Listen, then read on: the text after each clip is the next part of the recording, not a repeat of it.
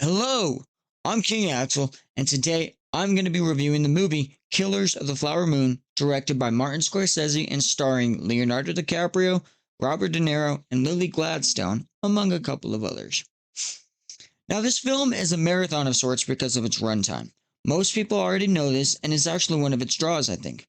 We know that Scorsese worked with De Niro a ton throughout the 70s to the 90s, before he worked with DiCaprio primarily in the new century. Now, while De Niro and DiCaprio appeared in two feature-length films together in the 90s, neither of them were directed by Scorsese. In fact, with the exception of a 16-minute short called The Audition in 2015, this is the first time all three have worked together. Certainly the first feature film. There's a lot going for this movie heading into it. So how did Killers of the Flower Moon fare? This is King Axel's Movie Lounge, True Thoughts Edition.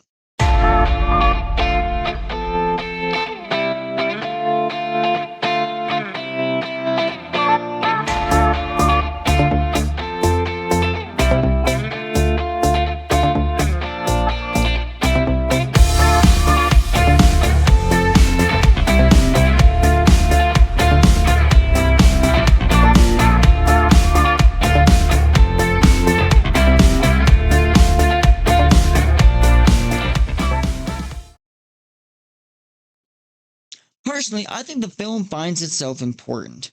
I'm aware there's a novel and I've not read the novel, so my review will be solely based on what I saw on the big screen. I agree that the story Scorsese wanted to tell in his way is a very important one. It's a true historical event for one, and also it involves the indigenous Osage tribe. It's a story I had no idea about even until Scorsese detailed it for me in his 3.5 hour film. If you have not seen this film and you want to know what to expect while watching it, make sure you're comfortable. If you're debating a drink and snacks, get them. Pee before you go. This film requires a lot of attention and patience because it never really speeds up. For me, its pace and its run length were to its detriment. I enjoyed the movie, I really did, but in my opinion, it really would have benefited had it trimmed the fat.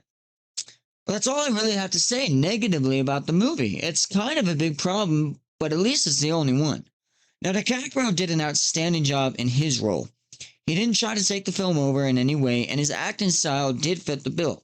There were a few moments of outbursts from him, and each of them mattered.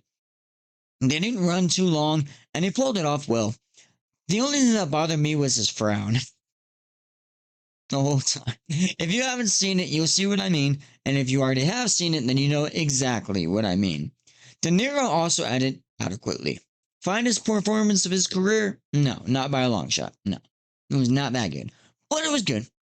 I also like Gladstone's acting. She's a Native American actress. She grew up on the Blackfeet Nation reservation, and I've never heard of her until this movie. She's really stoic throughout the whole thing, and that's good and a bad thing, I think, but she says so much without changing her face. It's really outstanding, actually, that she can emote so much while being so unmoving with her face. But there were times that, because it was so unconventional for me to see, that I wasn't really sure if I liked it or not. The more I think about it, there's nothing I can question or say bad about it. I think she did phenomenal the more and more that I do think about it. But I think what really kind of held it back for me is because it wasn't entirely convincing all the time. But again, I can't really speak too much about that without revealing things. So if you have not seen it, that's all I'm going to say on the matter. The costumes are outstanding. The shots are so well done. I found myself looking at more than a few scenes and thinking to myself, oh, that's a great still. Or that's going to be a fantastic backdrop once I hit up TMDb. And the score, which consists of native music, was a blessing to hear because it never once overwhelmed the dialogue. I enjoyed the story, and if you're debating on going to see it, I say just go ahead and do it. But be prepared to sit for 4 hours at your theater for it. I gave it 5 out of 10 stars. Now that might be discouraging for some to hear, but for me, 5 stars is average. There's definitely pros and cons to this film, and it's really best to see it and just decide for yourself, so don't let my rating hold you back. Do I think it's Scorsese's best film? No, not by any means. But It's certainly better than a lot of other directors could ever do at their peak. If you haven't seen the movie, I advise you stop watching here. If you have, here are my true thoughts, spoiler edition.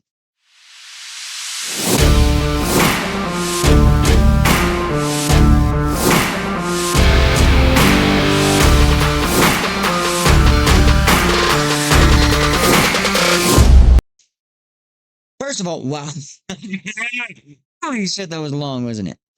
I know I keep harping on that, but in my opinion, it really dragged. I think we could have done without a number of scenes that, although they were short, they add on to each other.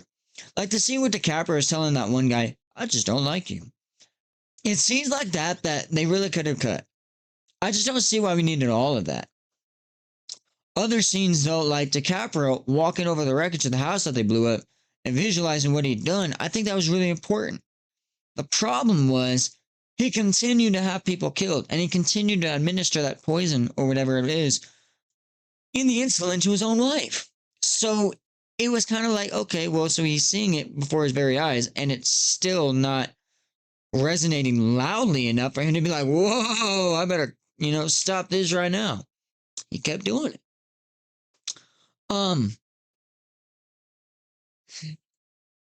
I liked watching his conflict in particular because he can't make his own decisions for the most part without some sort of influence. And unfortunately, that comes mostly from his uncle. But in that conflict, he truly did love his wife and children. It's a compelling question to ask that I think, if we broaden it, we can pose in our own reflection.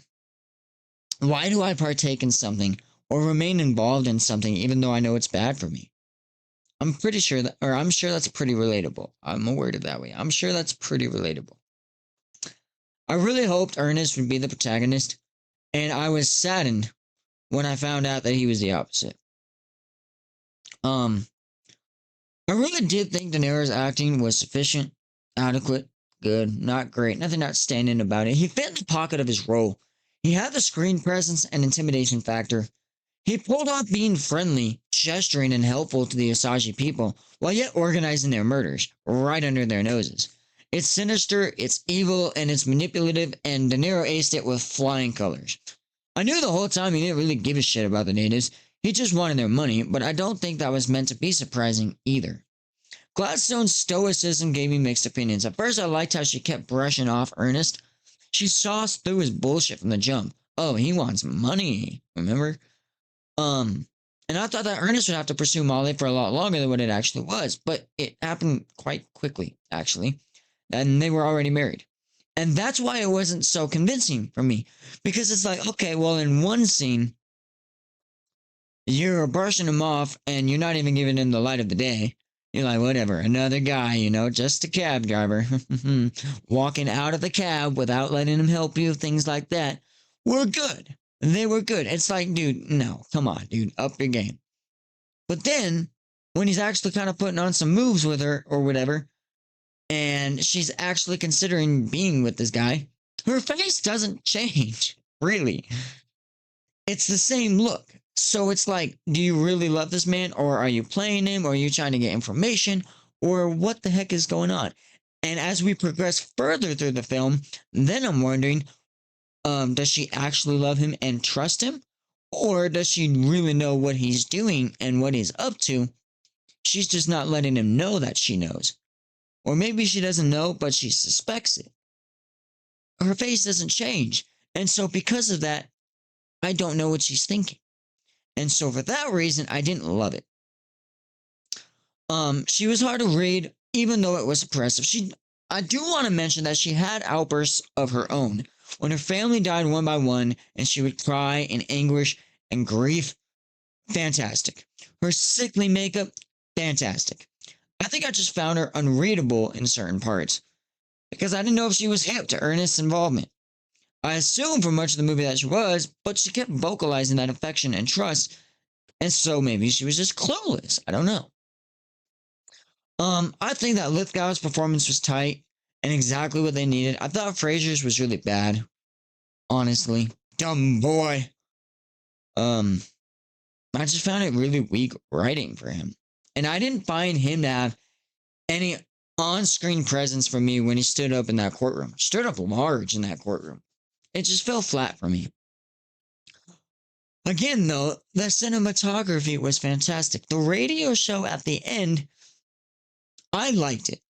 I liked it. I liked how they showed, writing on the paper and other sounds with the dishes and the pouring of the wine when she asked if you want lunch and things like that.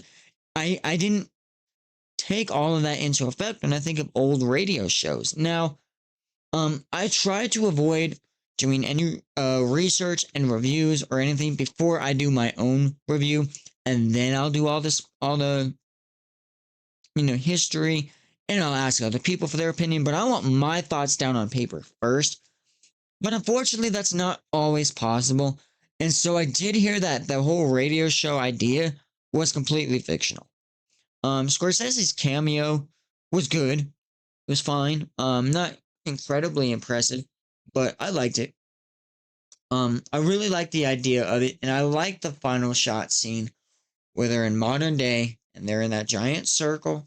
I'm not sure what the natives would call it themselves. I don't know how well they're doing financially these days, but they're still there. And so that's a very good sign. Um, yeah, I do rate it a 5 out of 10. It's not Scorsese's best. This is not The Departed. Maybe you guys don't like The Departed as much as I do. As much as I do. But in my opinion, this is not The Departed. It's not Goodfellas. It's not. I haven't seen Casino, but I'm sure that one's great. Um, it's good, but not his end all be all. So with that, 5 out of 10 stars. I do appreciate you guys coming in. If you like these kind of reviews, give me a like. Please subscribe. Hit the notification bell at the bottom. And be sure to check out my Patreon for exclusive content, early access, and a whole lot more. Thank you guys. Appreciate it. Bye.